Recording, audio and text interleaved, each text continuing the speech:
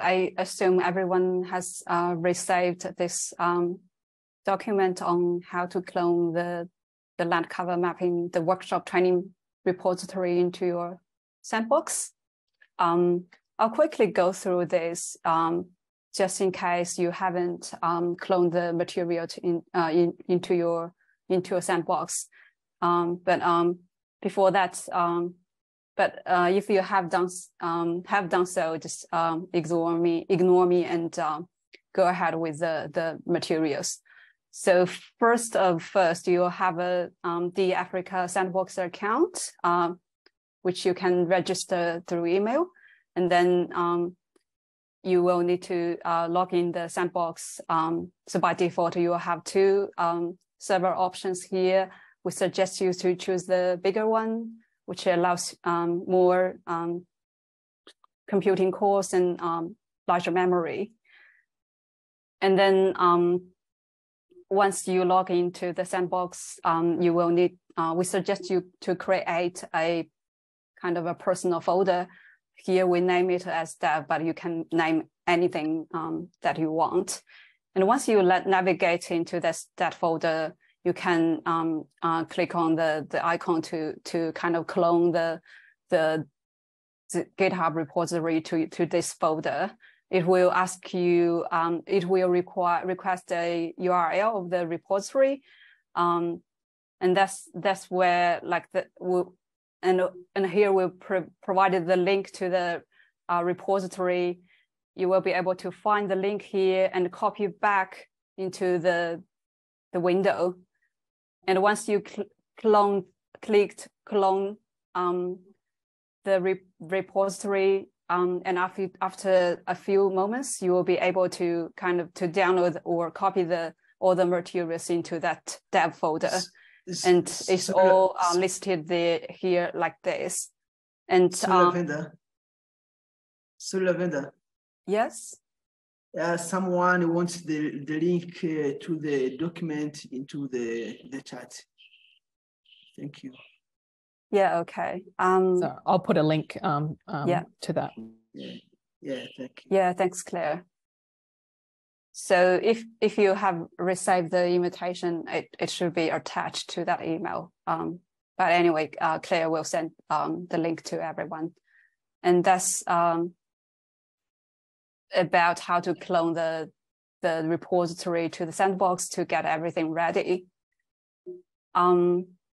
We'll leave some time for you if you haven't logged into the sandbox or cloned the repository to your folder, but still I'll briefly go through the introduction notebook to give you a bit of idea. You will be able to see this notebook once you log in. So in this folder, we've got a introduction notebook where we've put some background information on remote sensing, on land cover mapping, also some links on the sandbox, and the Open Data Cube, on which the Digital Earth Africa is based on. And then we gave a brief introduction on the workflow, which basically for this workshop consists of 5 notebooks, but we will run through 4 of them because of limited time for the workshop. So just a brief, brief introduction about the notebook. So this is the methodology chart. I won't go into the details of the methodology, but just to show you that, so for the 5 notebooks, where they sit in around this methodology workflow. So the first one is to extract the training features. This notebook is basically taking the training data, such as training points or training polygons, and query the data cube and allow you to define the features such as the bands you would like to use, and calculate the indices as one of the features as well. And for this workshop, we use bi-monthly geomedian of all the features. The output of this first notebook is the features for all the training data. May I ask anyone with their mic on to kind of mute yourself, because that's kind of, yeah, thanks, that's disturbing, sorry. And then the second one is filter training data. We won't go through this notebook for this workshop, but it's basically based on the methodology developed by FAO using k-means clustering. And the purpose of that notebook is to filter out or to remove outliers in your training data, because you might have some training data that were collected a few years ago, which are not true for the target year. So after that, then we go to the machine learning part, which consists of two notebooks. One is the first one is to evaluate and to fit the training features with a random forest classifier model. And the next one is to use the trained model to do land cover prediction. And after you've done the prediction, we've also created a notebook on post-processing, which allows you to sort of improve the map based on preliminary knowledge about your study area using external data or DE Africa products, and using morphological filtering to smooth out noisy, pepper and salt noisy, and kind of define your rules to reclassify some of the pixels. So that's pretty much the structure about on the workflow. I'll stop here and leave you some time to clone the training materials you have if you haven't done so, or check the introduction notebook. I'll pass it back over to Claire or Fang. Thank you, Lavender. I think you can probably stop sharing. Yeah. Thank you. So we will give people some time to either register for the sandbox, or if you have already registered, making sure that you are able to log in and clone the repository following the instructions. So we will start up some breakout rooms, and you can choose which rooms you want to get in, and in the breakout rooms, you'll be able to ask questions to the session lead to help you through any challenges you may have. And Caitlin, Claire, and Lavender will all help in the breakout rooms.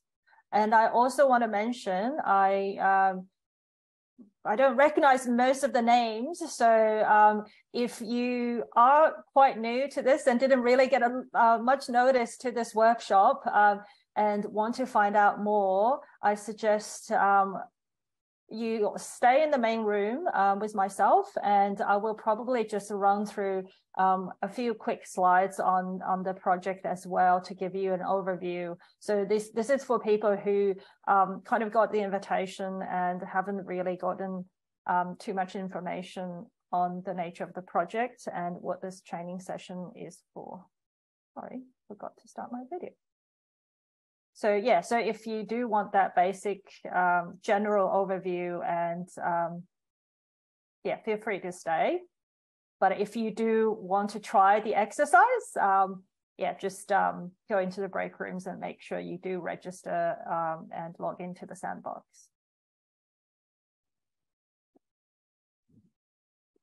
Yeah, I'll open the rooms now. So yeah, just make sure you select your rooms.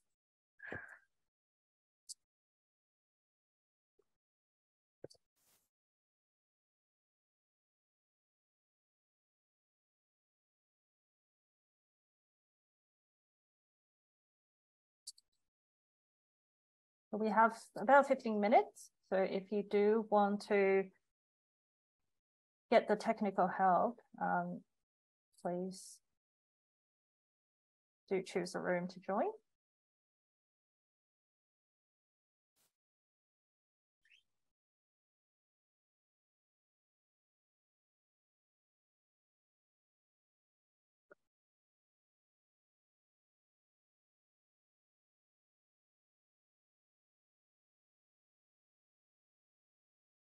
Yeah, so I might need some help on the details of the rooms. Yeah. All right. So maybe room 2 if you haven't joined, if you haven't been able to get into the sandbox yet or haven't logged on and need some extra help there. I'll just, I can't unfortunately rename them at the moment while we're active, but I'll do that in the next, or label them next time. So yeah, so if you've already registered and are able to log in, you can join Lavender. The room is, I think, I don't see anyone there yet.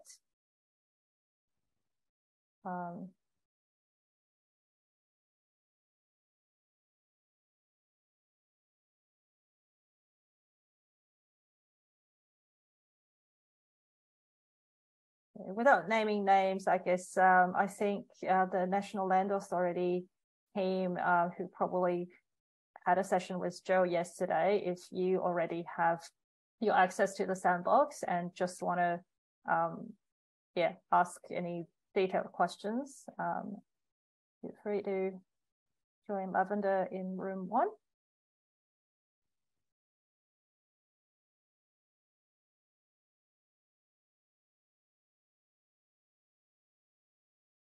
Yeah, so you do have to choose a room to join, otherwise you will not be assigned a room.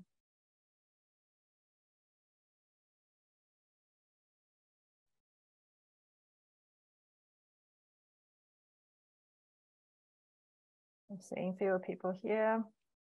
Room 1 is still quite empty, so that's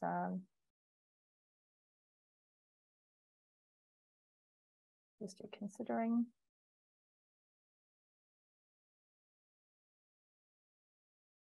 And for the people still in the main session, can I just ask if you let me know you do want to join a breakout room or get technical help having challenge to do that? Yeah, I can admit people on my end if anyone's having trouble. Yeah, it might be the issue, Frank. So maybe we should indicate people to join the breakout room. Okay. If you're having trouble, just write your name in the chat, and I can put you in a room. Or if you tell me which room you'd like to go to. I think we do have about 12, more than half of the people are in the breakout rooms now. So in that case, just checking, I'm happy to just quickly run through a few slides on the overview of the workflow. That it? You have a question?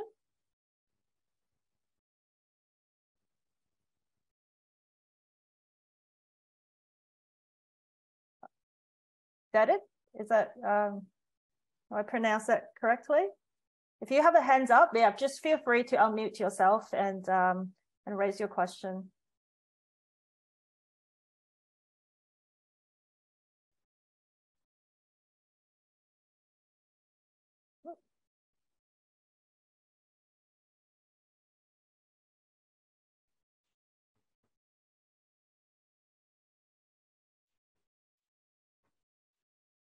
think you're unmuted.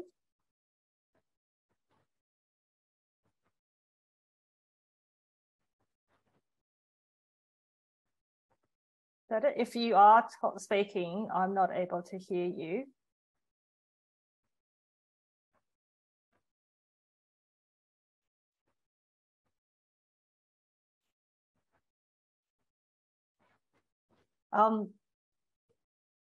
Sorry, Dada, if you have a question, do you mind type it in the chat?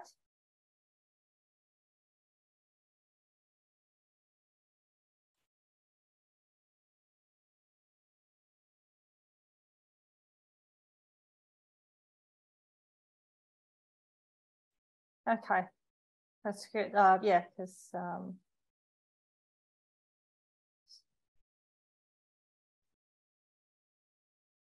okay. I think we have maybe about less than 10 minutes. I'm just going to very quickly then see if I can share my screen and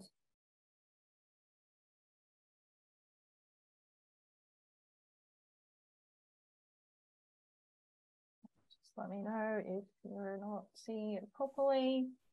So yeah, I just want to maybe show a couple of slides so that give you a better understanding of the background of the project as well. So Lorenzo gave a very quick overview, but just want to again reiterate that this collaboration between FAO, Digital Earth Africa, and the Frontier SI is based on the EO4STAT project, which started in 2020.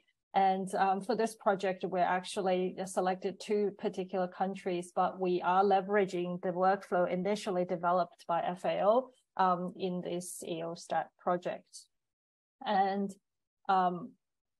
also, yeah, supported under the Hand in Hand initiative. And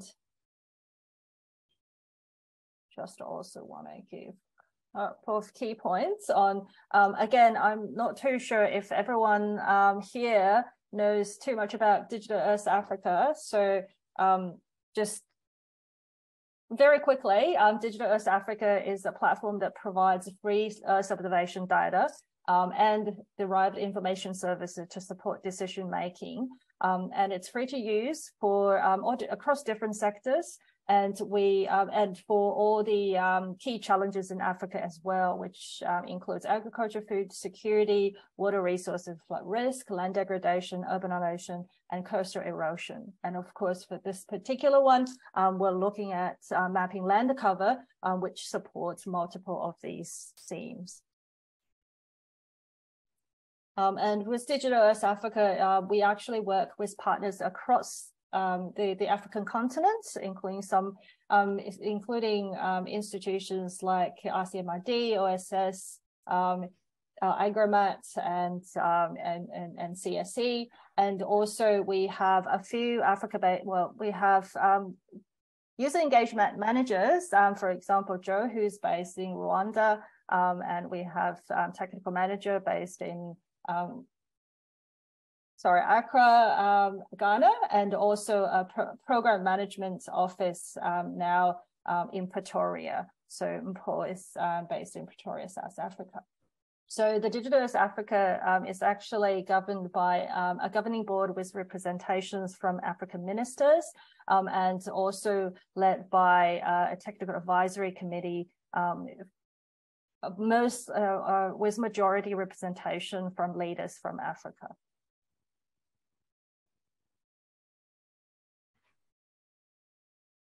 And in a nutshell, what we do with Digital Earth Africa is bring free satellite data into a platform and provide derived information from these satellite data, and also provide analysis tools that can be used to analyze this satellite data. So such as the notebooks that we're going to present and in this workshop. And we also have a library of open source analysis tools that's available from the GitHub repository. And a lot of the effort is spent on capacity building in Africa, led by the user engagement team. and we have training modules as well. So you are able to offline learn more about how to use the Digital Earth Africa platform. And of course, if you do have questions and want to have more, I guess, detailed understanding of the platform, please do get in touch with the team. At the end, we'll make sure that we provide with you some contact information so that you're able to follow up any question that you have.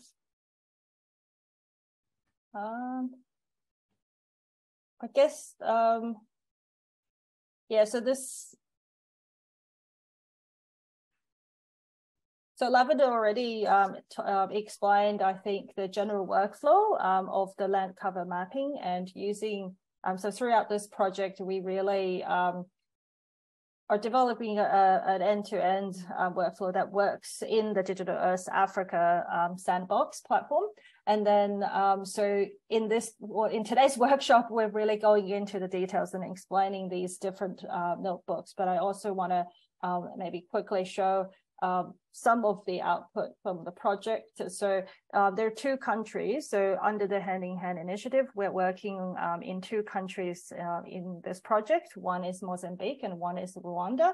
And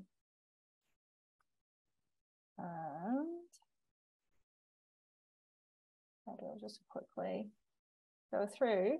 So with the Mozambique, we actually already done the training late last year. So this is just showing some preliminary results. We are able to refine this with our users in Mozambique already.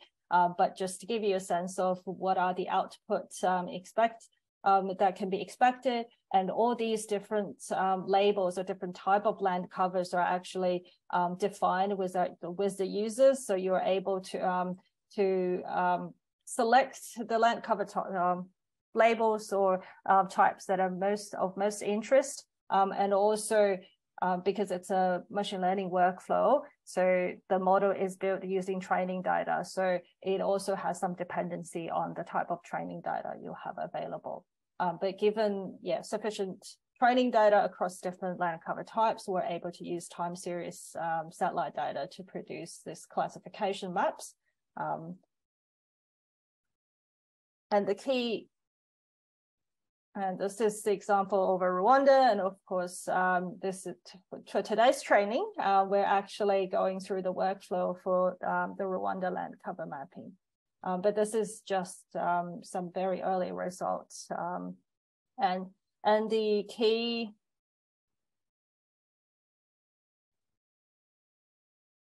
I thought we had something more. But anyway, so the key output of this is really the workflow is actually quite flexible and adaptable. So there are some major steps involved in terms of training the model, apply the model, and some post-processing. But the idea is that for different countries, you might have different needs, different data sets available, the different type of land covers, agroecological zones. So you're able to actually adapt this workflow using your input data and also using additional post-processing or tuning of the model to make sure that it actually meets your need. So there are lots of the different steps that can be changed in this workflow. And that's also why we're running this workshop today, because the idea is that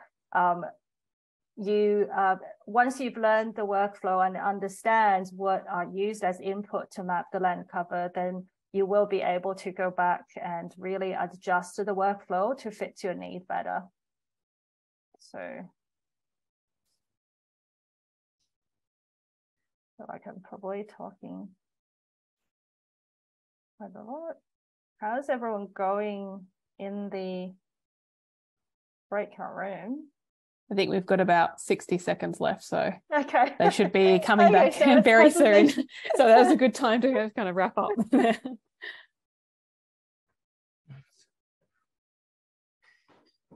So yeah, so does anyone in the room have any question at this point?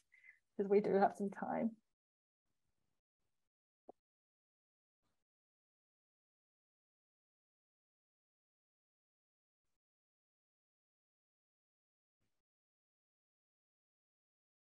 I'm just going to stop sharing. helps me to see the.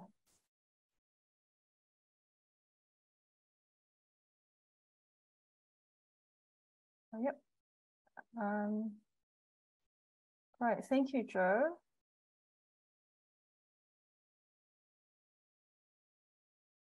Welcome, Fang. I think also for people in Rwanda, they could even reach out to me directly via calls or WhatsApp, even right now if they are stuck. Thank you. Yeah, I think that'll be helpful.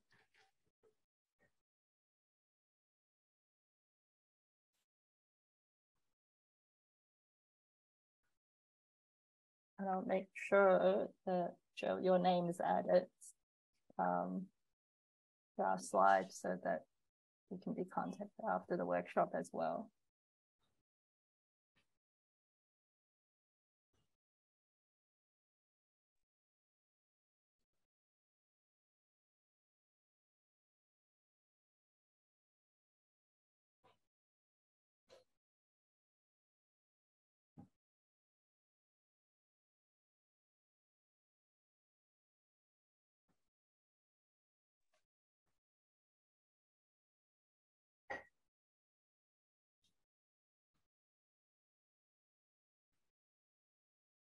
How did everyone go in the breakout room? Joseph mwaramutse. Ni Deus muri Minema. Mukorera he ngo umuntu nibura azagere kuri site yanyu umuntu wamenye icyo mwadufasha mu bijyanye na emergency nibwo nakumva ko kuri no projet bwa mbere urumva sessions zinabonye hari zabaye za land training kuri land cover ntabwo nabimenye ubwo nagira ngo nibura nzageraho mukorera menye icyo mwadufasha muri emergency management muri service mufite.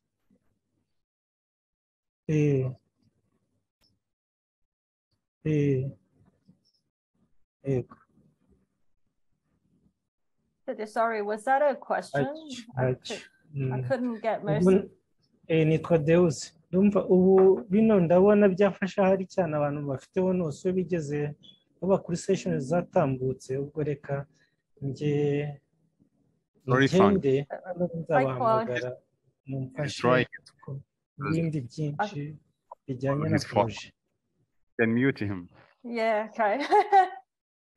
Thank you. Thank you. He's on the phone, is he? Thank you for clarifying, because I wasn't sure whether he was asked. Thank you very much. Well, I hope everyone have made some progress in the breakout rooms. I'll hand over, I think, Lavender again to start the first tutorial. Yeah, thanks, Fang. So I hope everyone has been able to log into the account and navigate into the materials folder. I suggest you have a brief look at the introduction. If you don't have time, just briefly go through it. And now I'm going to go through the first notebook, which is the extract training features. So as previously mentioned, this notebook takes in the training data, such as the training points in shapefile or GeoJSON file with the classes for class labels for each class, and export the band features that you will need for the classification. So for this notebook, it consists of 4 major steps. The first one is just to inspect the training data and visualize on a base map. And then the core of this notebook is to use the function called collect training data. So this one is doing the major work. And then once you've done extracting the training features, you can export the training features to sandbox disk and which allow you to use for subsequent workflow. So I'll quickly go through the different sections. So once you load the packages required for this notebook and define some analysis parameters, including the path of the training data you have. So for this notebook, we've prepared a set of training data for you, and also define an attribute for the points, which kind of identifies what class each point belongs to, and also the other parameters like the coordinate reference system. So once you get those parameters defined, you can load the point data and have a look at what attributes it has. So it should include at least the land cover class label. And then here we show you how to visualize the points, a few of the points on the base map in a kind of interactive map where you can know where the points are. Of course, it will be within the continent of Rwanda. And if you hover your cursor onto one point, you can also see the class label. So here, like this. And then once you've loaded the training data, the next thing is to use this function, collect training data function, to extract the training features. So as input of this function, you will need the class labels, class attribute labels, and kind of donor statistics. For example, when you have a polygon, you might just want to extract the main pixel value over that polygon. So you can set it as a mean. The DataCube query, which I'll talk about later on probably. So, but basically it will define what bands you will like to query.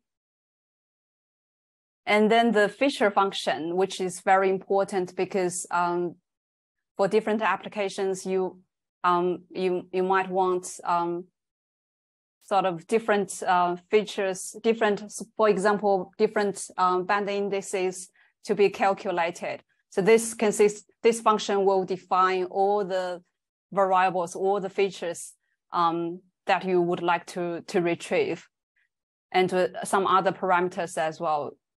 So here for this project, we queried all the bands that has higher resolution, not lower than 20 meters of Sentinel-2, and the target year is 2021. And remembering the feature function that I mentioned, which defines what features you would like. There are some explanations about and it links to help you understand what that is. But here we've used we've defined the feature functions using the spectral bands, and also calculated the NDVI, the normalized difference vegetation index, and then do 2 months geomedian to try to kind of capture the seasonal change as possible, but also try to avoid cloud cover due to single, that is likely to present on single date image acquisition. So we stack all the bands together, and that's how we define the feature function. And once you've got everything ready, you can, the next thing is to use the collect training data to extract the features using all the previously defined parameters or function. So for using the sandbox, you are able to actually do this in parallel. So here you can define the number of CPUs. So that means your like collect training data process will be run in parallel. So for quick demonstration, we've only asked you to extract a few points, but we've got the full set of training features extracted for you. And once the training features are extracted, you can inspect and double check, okay, whether the columns names or the features are what you want. And also, of course, print out the data, but that's probably too much. And eventually, once you've extracted the training features, you can export as TXT file, or if you want to check later on with where they are, you can export as GeoJSON file as well. So that's pretty much about this notebook. I don't want to make things more complicated for you. So I'll stop here and hand back over to stop sharing and leave you some time to go through and run it by yourself. Just one more word. If you are not familiar with using, like, running through the notebook, so those are the scripts. You can click on one script and click on run the selected cells, and then it will run this code for you. We suggest you to run all cells in sequence, in the original sequence, or if you want to spend more time looking at the background information and while waiting for it running, you can click on run and run all cells. Then it will run in sequence and one by one. That will save you some time to click on multiple cells one by one. So I'll stop here and hand back over to Fang. Yeah, thanks, Lavender. Time for our next breakout session. So this time we'll do it slightly differently. Everyone of you will be assigned a room because unless you have a special reason to stay in the main room, we want you to all go through the exercise. So yeah, if you do want to change room, you should be able to do so, or just let us know if you have trouble. So yeah, Claire, go ahead and I'll see you. Stop rooms now. And yeah, so I will be in one of the rooms, and so I will see you there. And yeah, please raise any questions that you have with the session instructor.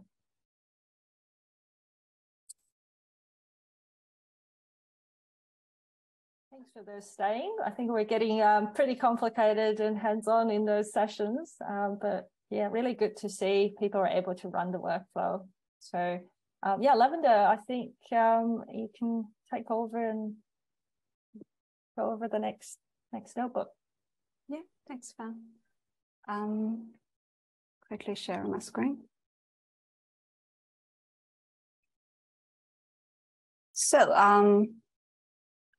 I'll probably bring back this figure because once you've done the extract training features here, there's one optional step, which is to filter the outlier or remove the outliers of in your training data. Due to the time limit, we won't go through this notebook, but we've prepared it in the folder and got all the descriptions and demonstration sample data for you to try to test it. So we strongly suggest you to have a look and understand how it works. But then once assuming that your data set is filtered and ready to be used for the classification, then our next step is to do the machine learning part. So to do that, we'll need to kind of train a machine learning model, which goes into this evaluate fate classifier notebook. And here we've also provided some background information on sort of different models available for use to do land cover classification. If you haven't had a previous knowledge, you can have a look, and it's important for you to understand what is the best model for your classification problem. So for this project, we've used a random forest classification model, but it is very possible that the other models might work better. So yeah, good to know, understand this information. And for this notebook, we will go through 5 major steps. First one is to import the training data or training features that we've extracted through the very first notebook and filtered through the filter training data notebook, and then optimize the hyperparameters for the model, for the classification model. Once you identify the optimal set of hyperparameters, you can then fit a random forest model using the set of parameters. And then one thing that's very important is to kind of get an idea about how good the model fits with the training data sets. So the next step is to kind of to do the model evaluation through a set of scores, evaluation scores. And then finally, you can export the model to Sandbox so that you can use the trained model in the subsequent notebook. Similarly, you need to load packages and define some analysis parameters. So for this workshop,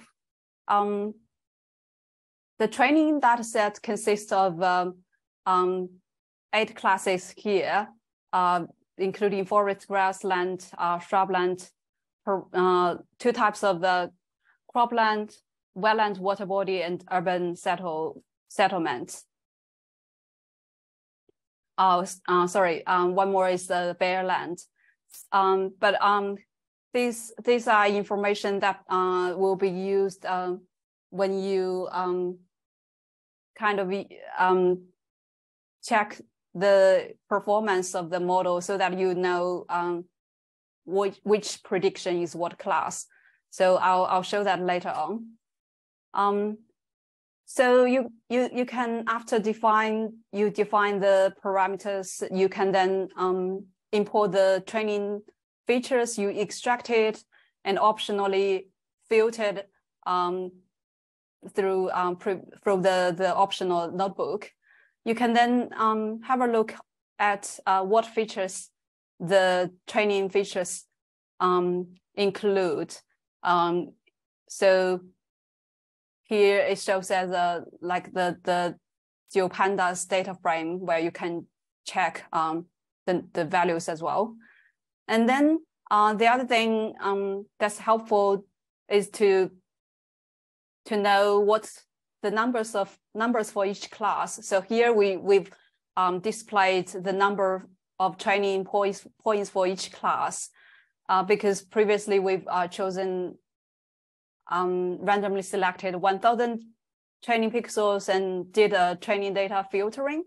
So you can see that some of the different amount of the training points were filtered out.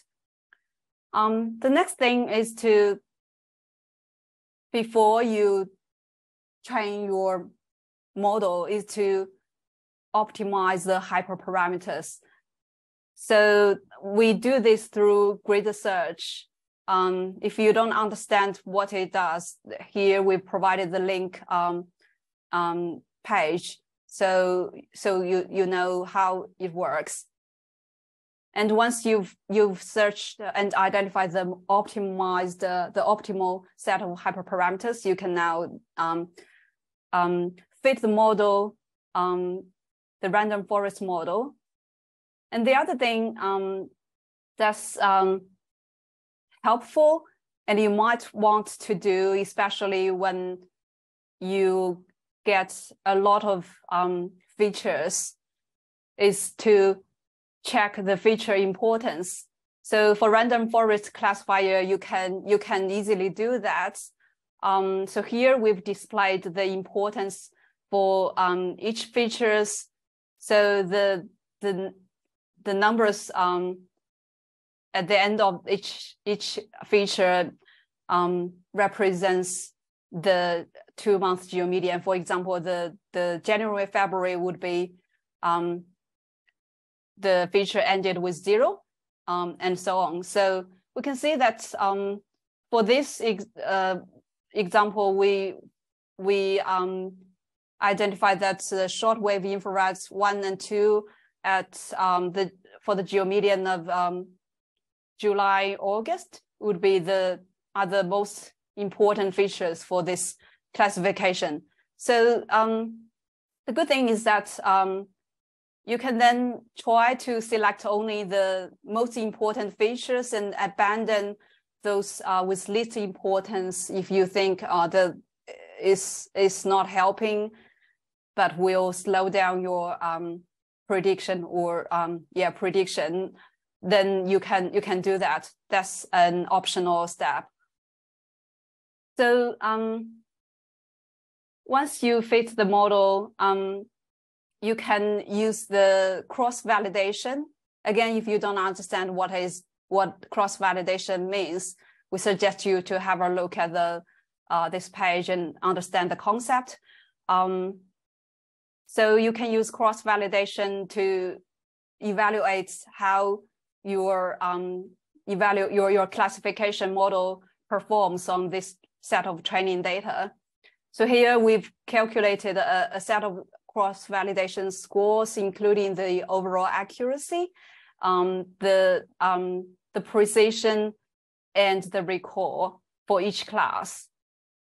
And in addition, for those who work on land cover mapping, you must be familiar with this confusion matrix, which shows you kind of the true classes versus the predicted classes.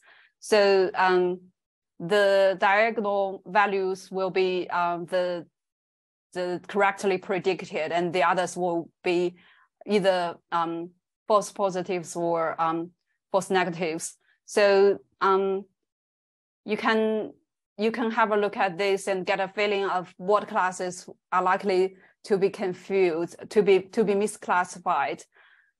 And then finally, once you are happy with the model, you can export the model into the sandbox.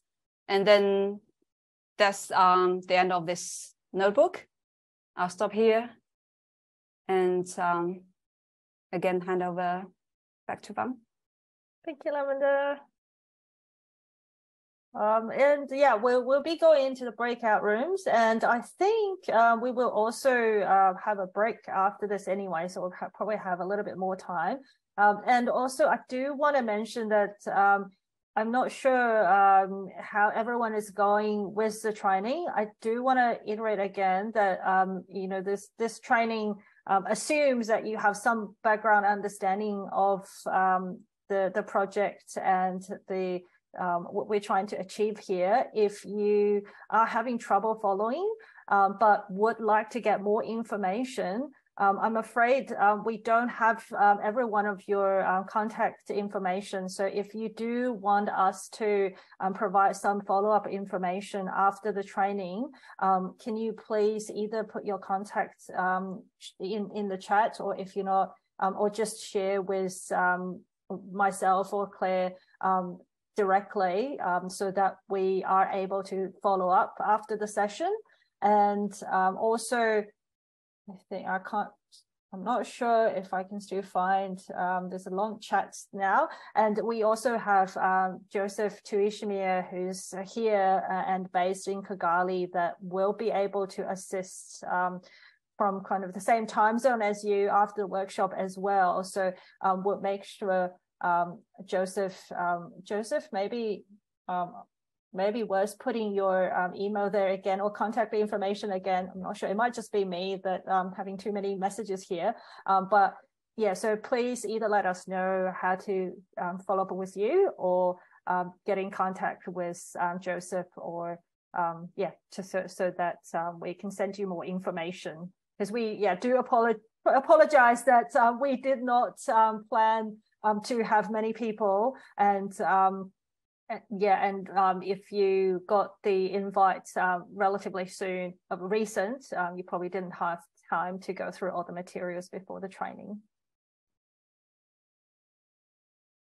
Oh, okay. So sorry. I've just been. So I'm not aware of this. It looks like when we come back from the breakout room, the messages will be lost. But I guess Claire, you'll be staying in the main room, so you would have access to. Yeah, I'll get a printout at the end of all the messages. So any of the emails that go in there we'll be able to collect for later. Yep. Thank you. So with that, I guess, does anyone have any pressing question at this point?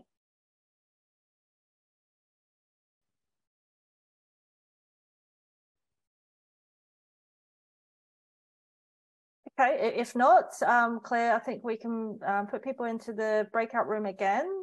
And how long do we have, Claire?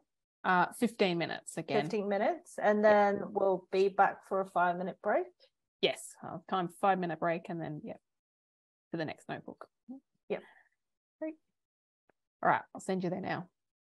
Click start, and Lavender, hand over to you to explain the next notebook. Yeah, thanks, Fan. So hope everyone is back. So now that we've trained the random forest model, we can then start doing prediction now. So we're now at this stage, land cover classification. So basically using the geomedian bands and features and the trained classification, the random forest model to predict every pixel in the region of interest. So if you open this, the land cover classification notebook, you will be able to see kind of what it's doing.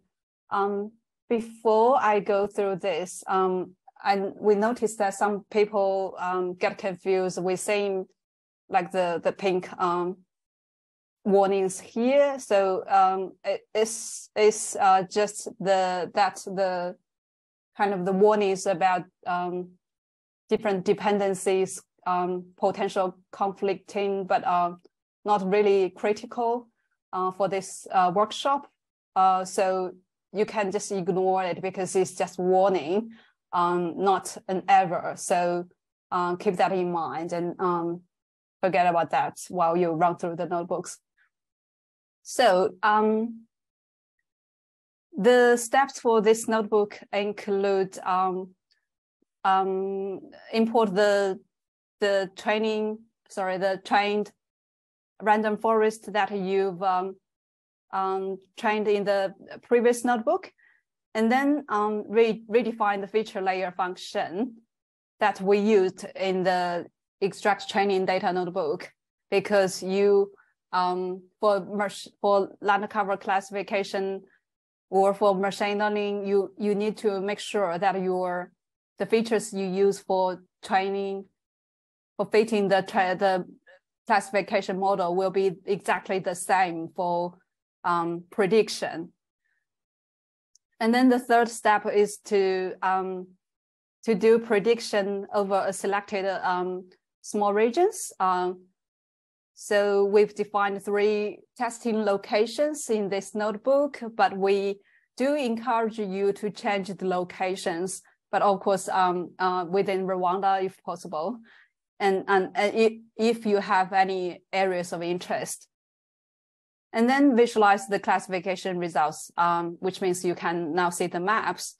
And finally, you can export the prediction results into Sandbox as cloud optimized GeoTIFF file, the COG.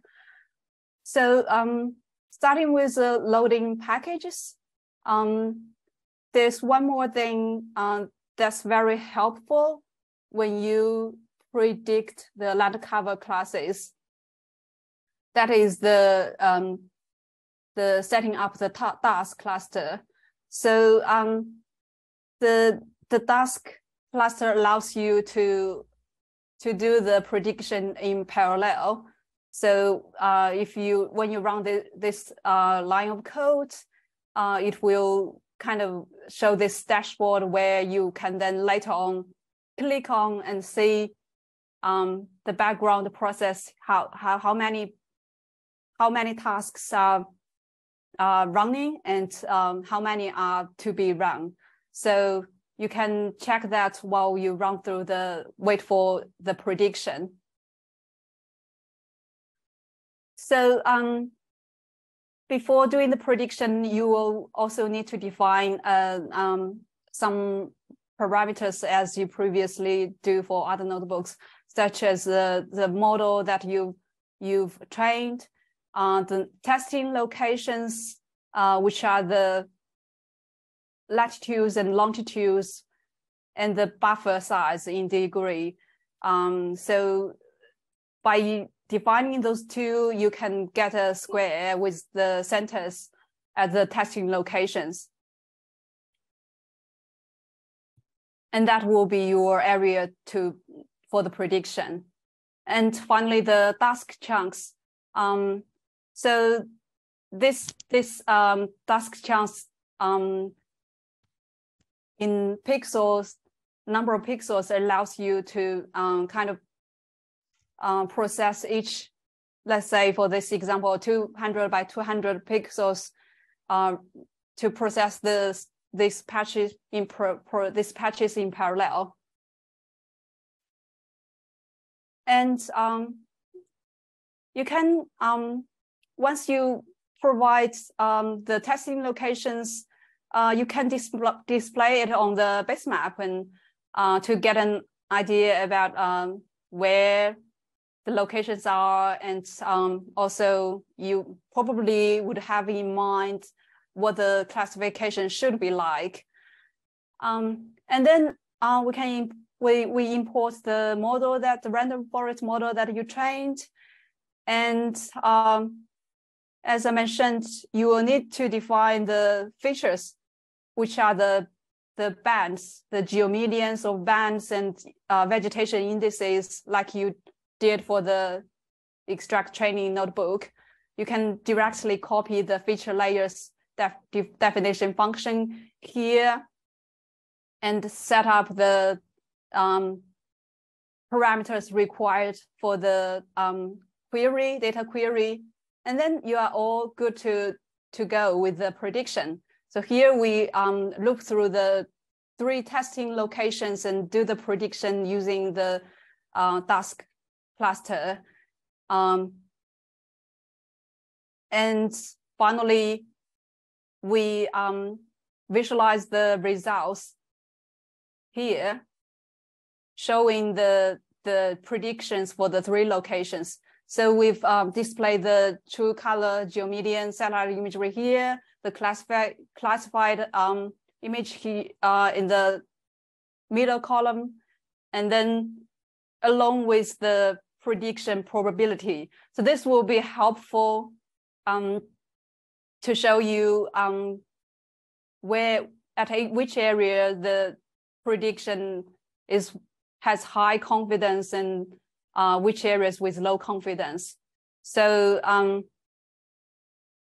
you can have a look at the prediction and the probability and to think about whether the prediction makes sense and what can you tell from the probability output.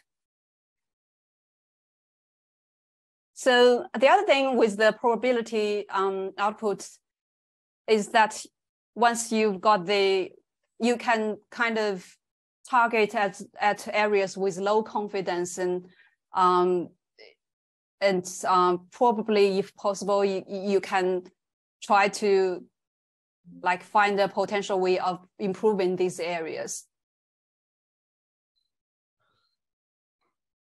So remembering that for this workshop, we just like showed you the small locations, predictions as small locations, but to do the large scale classification, for example, a lot of you might be interested in doing it's countrywide. In that case, you probably need to like an environment with better like more memory and more cores available to run through the large area, and also define different chunk size. And finally, here we export the results into Sandbox so that you can use it for post-processing in the next step. So for this notebook, because the prediction might take some time to run through, so I fully suggest you to click on run all cells, so that while you wait for the results, you can have a more deeper look at the workflow, the description, and yeah, you can get the results at using the least amount of time. So that's pretty much about that. Yes. You see my screen? Yeah. So that's right. Yeah. So it finished processing, and you're seeing the 3 different areas. And yeah, I hope all the other participants are able to run to this step as well. So for those 3 input locations, that's the output. And so if you're interested to have a look at what the model produces for a different location, you should be able to change the analysis parameter and define a different lat-long central location, and then your output will be different. Yeah, so those numbers next to the 1, 2, 3, these are the latitude and longitude for the locations. Great. All right, well, I guess we will wrap up now, and I will probably, I think for some reason, I thought I did make some changes in here. I think do we need to quickly run through the post-processing one as well? Oh, yeah, sorry. I'm so sorry. I'm just not. No, that's all good. Yeah, if you can run through that quickly, and then we'll go to the wrap up, because, yeah, almost. Yeah, I'll quickly run through demonstrate as demonstration, but we won't have a breakout room after this one. So the post-processing notebook is trying to kind of do more improvement on the classification results that you just derived through some customized rules of reclassification and also morphological filtering. So I won't talk into details as previously, but I thought it would be good to just show you to demonstrate that for this notebook, we've used quite a few prepared layers to help kind of improve the classification results. For example, the OpenStreetMap river network file and others that could be helpful to kind of reclassify some pixels that were not correctly classified by the the classification model. So the other thing is to kind of do the morphological filtering.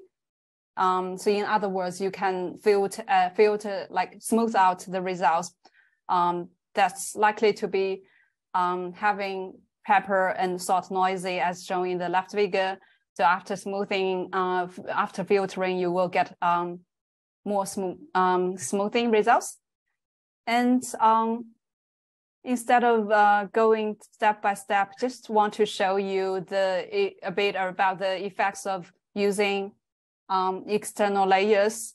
So after applying a set of reclassification rules, you can observe the difference, which is kind of quite obvious or significant. So for example, the rivers are now picked up in the right figure because of the inclusion of the river network layer, and also at the right top corner, the more buildings are picked up, and so on.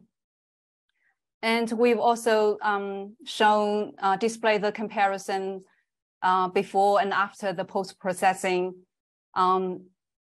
But keep in mind that the rules are defined by the preliminary knowledge. For example, here we also use the 2019 crop mask layer available in Digital Earth Africa. And we use that layer to kind of include pixels which were not crop pixels that were not correctly classified by the random forest model, and also kind of to remove any pixels that were predicted as cropland, but outside the crop mask. So that's just an example of how you can potentially use the products available in Digital Earth Africa and also other external layer data that you have that you think could be helpful to further improve the classification. So again, you can explore the results as GeoTIFF. We suggest you to have a look and think about what post-processing step you think makes sense, and what other data you can potentially use to improve the results. So I'll stop there, and you can have a deeper look at this after this workshop. And yeah, back to you, Fang. Thank you, Lavender. So I just see there's one question on the large areas, which are totally fair. I think you probably get a sense when you run that prediction notebook that 3 relatively small area take, I don't know, 10 minutes to run. And so if you go significant larger, it will either take much longer, or it might just break or go out of memory, and then So yeah, so you wouldn't be able to run a whole area, a big area at once. So the way, I think we also discussed how potentially how this is going to be used to generate the national map. So if you are going to generate the map over the whole country, or even bigger regional, the way you apply the workflow will not be applying it on a big area of interest at once, but dividing up the area into small areas and generate the maps for small areas and then put them together in the end. I hope that helps. And with that, we do kind of approaching the very end of the workshop. I do want to just give a chance for everyone here to raise any immediate feedback that you may have for this session. What you find useful in this session. How did you go in general? Are there any particular things that you find challenging? And also, but we will share some more questions after the workshop as well, so that that you are able to provide some feedback after thinking through, or maybe able to run through the notebooks a bit more. Does anyone have any feedback, any particular challenges, other than some of the ones that we've noticed with internet issues. But I think most people here who've stayed on until now seem to are able to follow the session and run through the notebooks, which is great.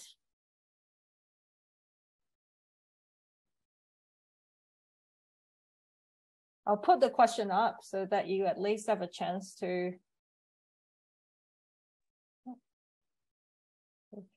Can we ask participants to provide their emails if possible? Yes, absolutely. So just put all of them on the screen. So if, sorry, I've lost my chat window, but yes, please. We would like to follow up with you after the workshop to provide you with a complete list of the materials and the contact details. If you have any question on the workflow itself, so you should be able to contact Frontier SI team, Lavender, Claire, or if you want some more support on DE Africa, or preferably someone from Rwanda, then Joe is there to help. So so I just want to put up the question there in case you have some comments that you really want to make now, and we will email these questions to you. And noting that I think many of you are here through, I think FAO team helped us to share the workshop invitation. So we do not have many of your emails. So if you do want to hear directly from us, please let us know your contact detail.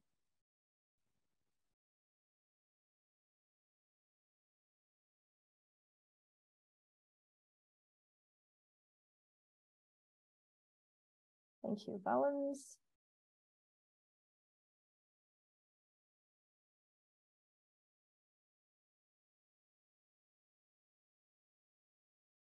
Yeah, thanks, Valens. I think it would be really helpful if you can provide your email. We can then directly send you the recordings as well, just in case you receive the invitation very late and feel that you were not familiar enough with the notebooks, so that you can review by watching the videos as well.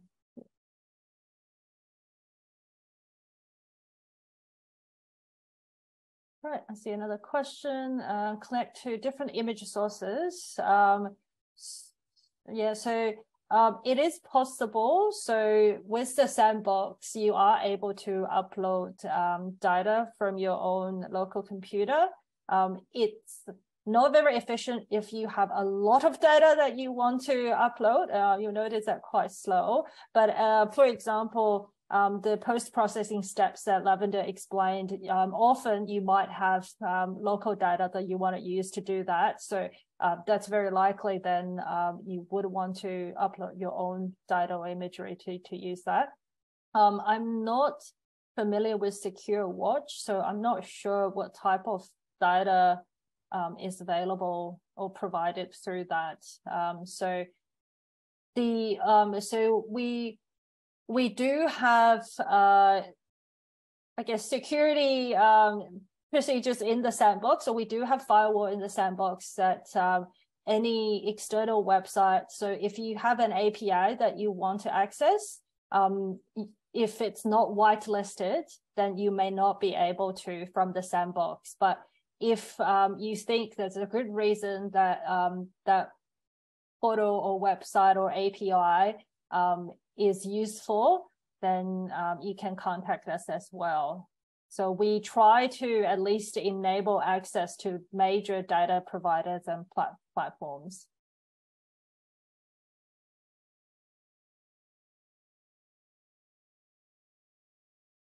Oh, thank you, Angelique, for that comment. Yeah, I'm glad you find it useful. Definitely will get in touch. And I think through the Digital Earth Africa or beyond this project, there might be a lot more opportunities to work together as well. So hopefully you all get to use Digital Earth Africa more for your work.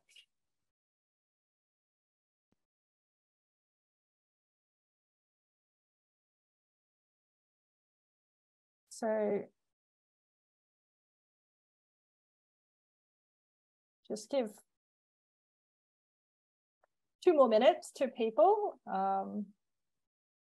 We'll still wrap up in 5. And I guess I'll also put our emails again on the screen, because that's the second most important thing. If we don't get yours, at least you can email us.